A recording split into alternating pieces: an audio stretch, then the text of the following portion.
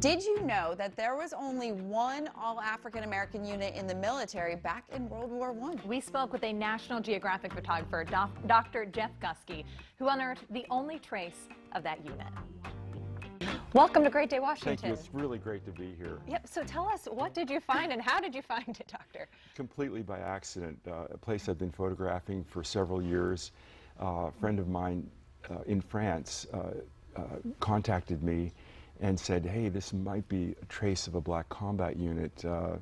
And so I got a meeting with Dr. Rex Ellis, then the chief curator of the Smithsonian National Museum of African American History and Culture.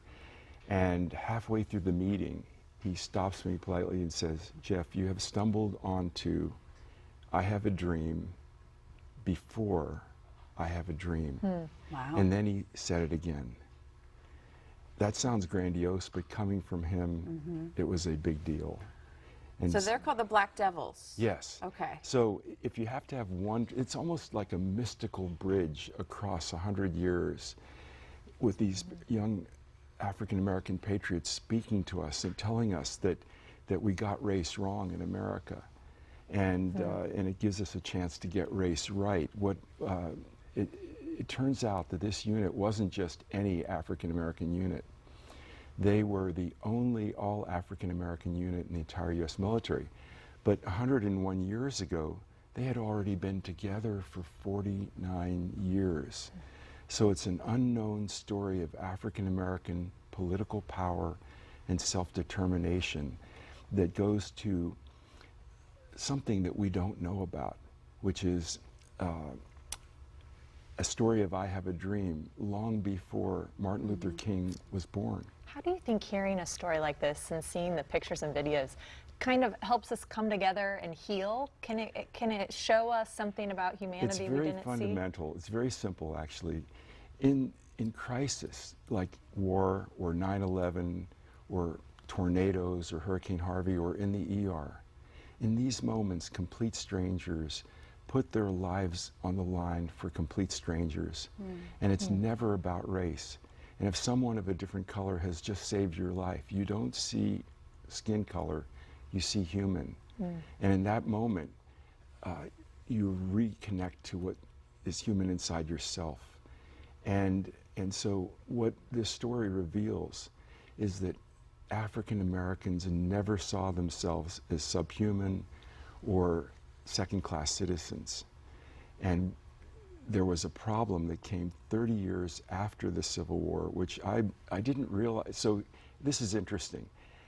I was the first fine art photographer to go behind the Iron Curtain and document a hidden world of the Holocaust back in the 90s, and was very fortunate to get close to civilizations in modern times that came apart at the seams, where millions had been murdered. And so I had been on a quest to understand why, and it turns out that it was born on the streets of Paris 2 years after the technology of mass media was born. So what became the Holocaust was born in Paris, related to mass media. And then I realized that there was a conspiracy that came a year later here. It went all over the world, this technique, the formula of myth amplified by media to incite rage in crowds for power. It came here in the form of a conspiracy to overturn the Civil War and reintroduce de facto slavery, and to create the myth that there was something wrong with African Americans. And so that's what modern racism is today. It's not hatred, it's dehumanization. And before we let you go, we want to say congrats because you have an exhibit. Your findings are being exhibited. They're featured at the Smithsonian National Museum of African American History and Culture. It's a great honor in a show called We Return Fighting.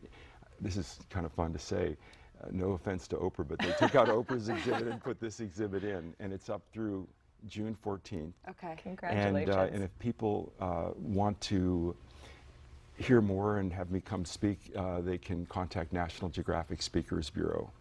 Perfect. Thank you for being here, for you. sharing your story. Yes. He's an ER doctor and also the National Geographic photographer. That's great. Thank you for being here. Thank you.